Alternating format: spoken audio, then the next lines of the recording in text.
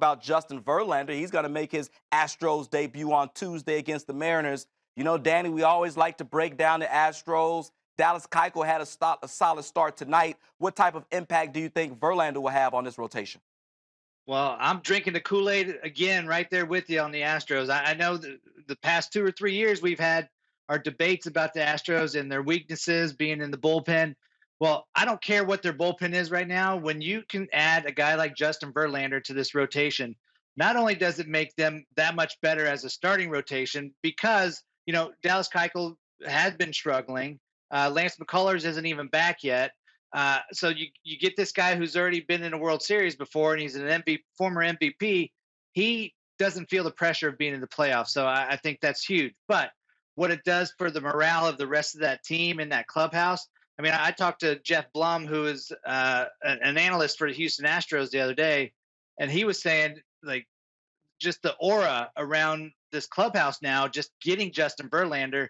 I mean, we can see how great they've played ever since. So I think this is huge for Houston.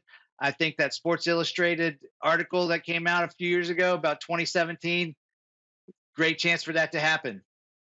Where do you think this puts the Astros in terms of 1-2 punches, a Keuchel and a Verlander up against maybe a Sale and Pomeranz, up against maybe a Kluber and Bauer, or a Sonny Gray and Severino? Where does this put the Astros? Well, Because, when you go into the playoffs, you want to have that nice yeah. 1-2. Yeah, you know what? To me, I'm still drinking the Kool-Aid right now, and especially if Keuchel's going to get back on track. I don't think anybody's going to have a 1-2 punch like this. And we can go up and down the list. Robbie Ray was great today. You put him and Zach Greinke back to back. I think that's pretty phenomenal. But Robbie Ray doesn't have the resume as these guys here in Houston with Verlander and Keuchel. Who'd you mention before? Severino and Severino, Sonny Gray? yes, Severino, Sonny Gray. I think Severino's been nasty. Sonny Gray hasn't really had many opportunities to pitch in the playoffs yet. I think he's still got a lot to prove. Sale, I don't think Pomerantz or Porcello, anybody in that rotation can back up Sale.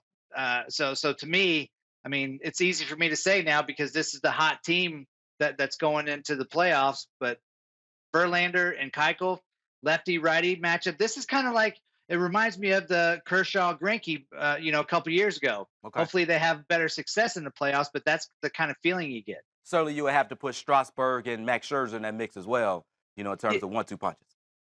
Scherzer for sure. I just don't know about Strasburg though, because he doesn't have this playoff experience, and he's always been going back and forth on the DL. Now I think he needs to prove it. And I think he can. Once he does, then I might change my mind. But I already know what Verlander can do, and I know how good Dallas Keuchel has been.